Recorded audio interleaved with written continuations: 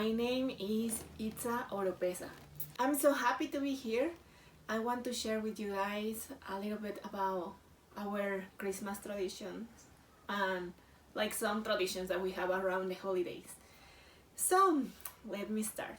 I live in Mexico City, so the way we celebrate is different than the rest of our country. I mean, like it's different how you celebrate in each state, and also it's very different how you celebrate in a city and in a small town.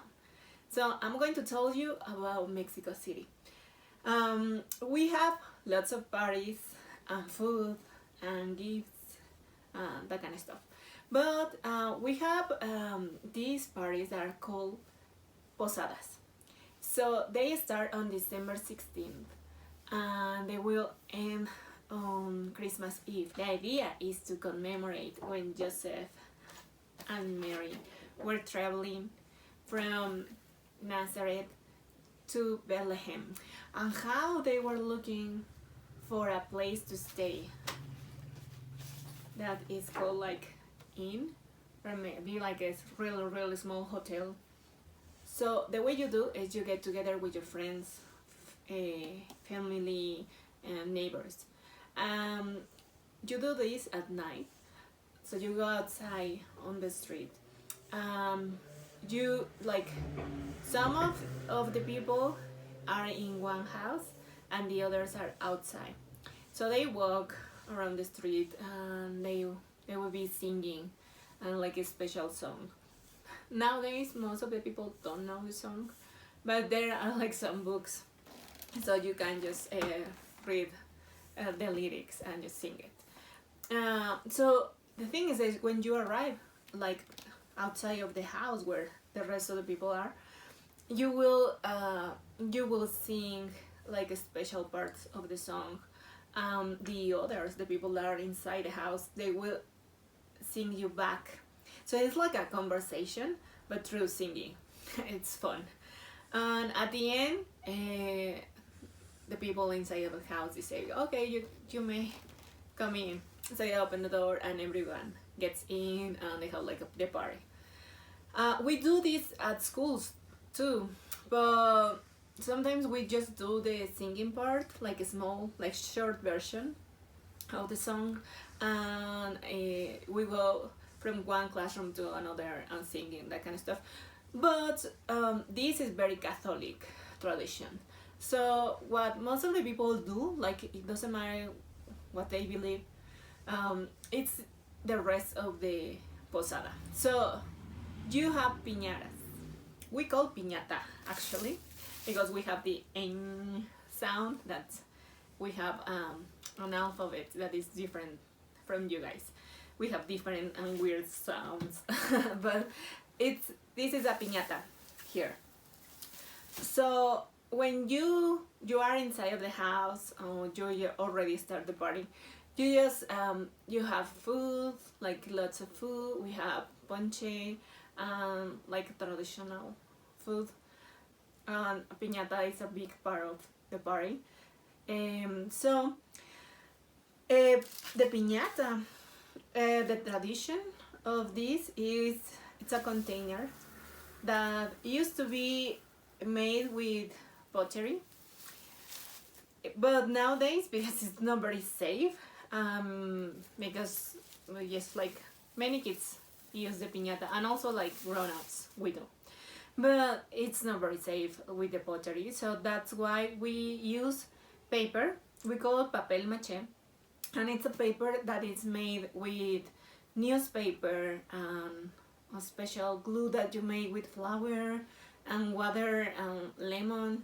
So yeah, so you just cover like a balloon, and then you do again and again, and you have many layers. They have to get dry, and then you decorate with paper. We call papel china, but it's just like colorful paper, and it could be any design that you want it, but the tradition is that it has to be like a star. So the original design of the piñata, like the traditional piñata, let me tell you, is with, it was decorated with 7 pigs. But now, like for example, mine has 8, and you can also find a piñata with 4 pigs or with 6, 5. So it doesn't matter. And you can have like any kind of shapes.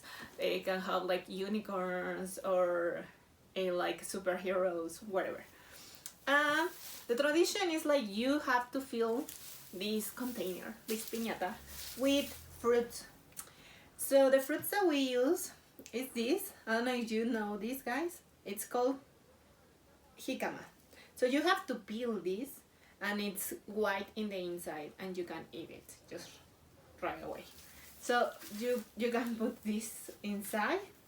My jicama is really big because I just bought like the tiniest piñata in order to make this video, but they can be huge, like as big as a grown-up. Yeah, and real tall, you know.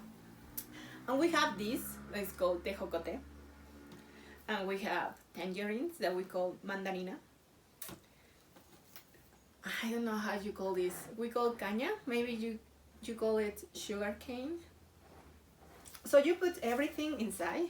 Mine is just like, it's so funny because it's so small, my piñata.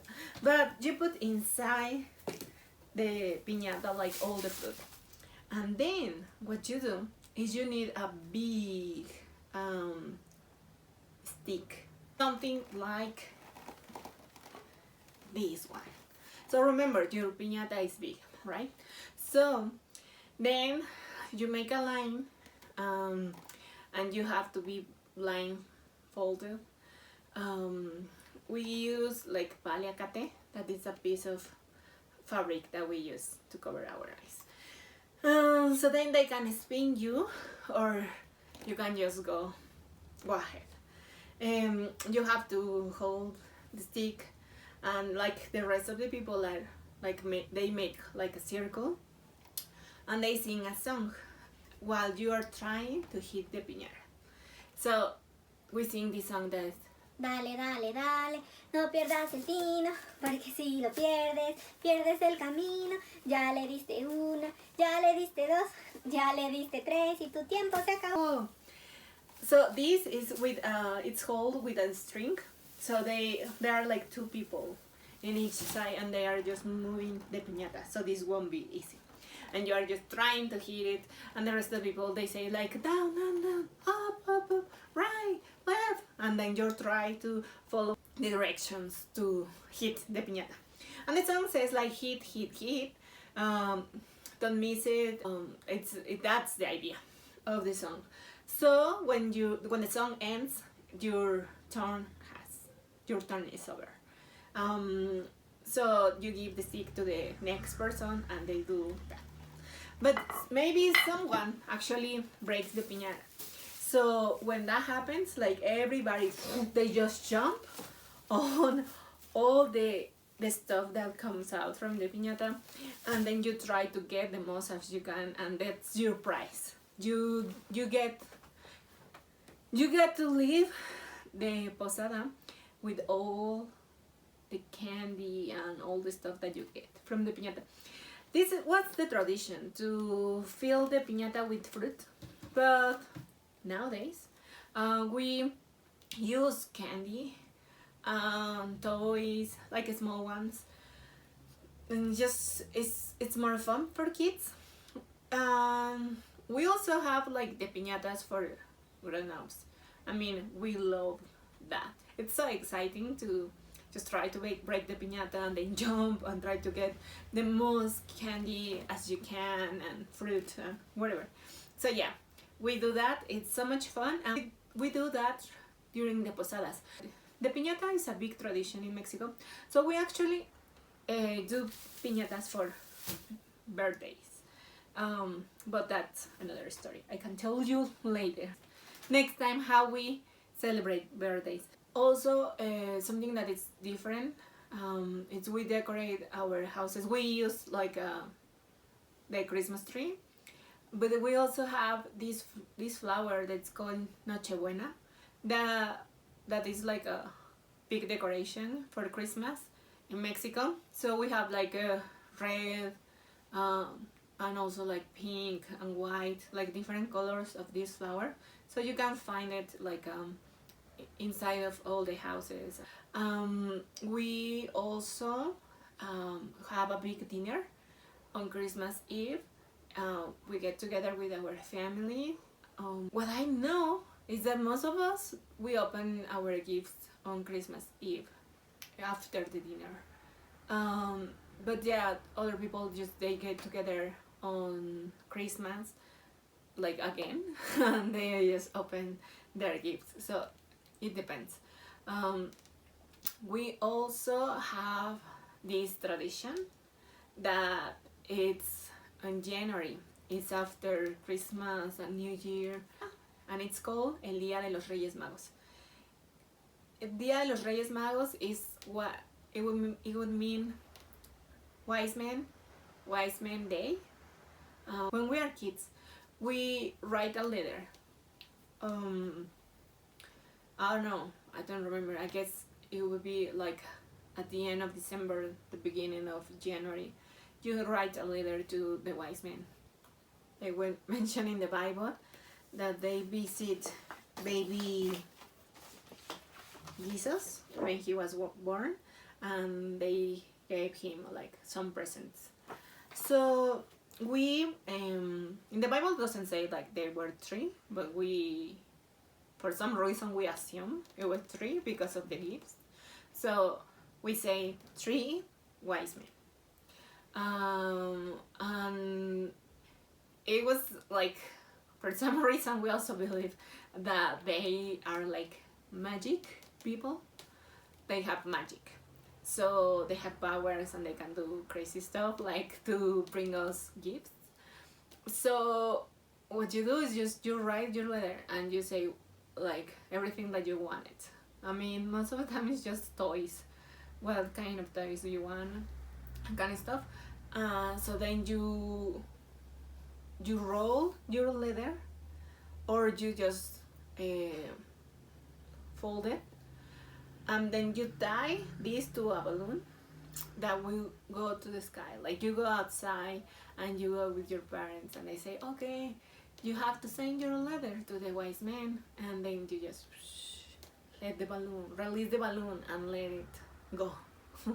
So the idea is the balloon goes up to the sky where the wise men are. They read your letter, and it depends. You did good during the year, you will get everything on your list. But if you very good, well, maybe you won't get everything, maybe some things. So on January 5th, like really at night, the wise men come to your house and they deliver the gifts that they have for you. So when you wake up on January 6th, you wake up really early and you just go to the Christmas tree, and then you look for the gifts and you can see what they brought you. Sometimes you get a letter back telling you, because they tell you good things kind of stuff. So yeah, like it's so exciting. So that day you just play with your new toys all day long, just have fun. When you grow up, you don't get those gifts because you are not a child anymore. So what happens is you get together with your family and we eat rosca de reyes. That is special sweet bread. It has like a decoration, like a crown of a king, because we're talking about the wise men that yeah, like they were very important. So when you cut a piece of the bread, you have to look and be very careful, because inside it could be like a plastic baby that represents baby Jesus. You will be blessed. I mean, it's something good, but that means that you have to buy on February 2nd tamales for everyone that was in that meeting. Yeah, so that's like you have to share your blessing with others. And you just eat your rosca de reyes with hot chocolate. It's so yummy. I really like this one. And yeah, we have like many traditions because our the origin of our nation is Catholic. We were conquered by Spain, so that's why we have like all these beliefs.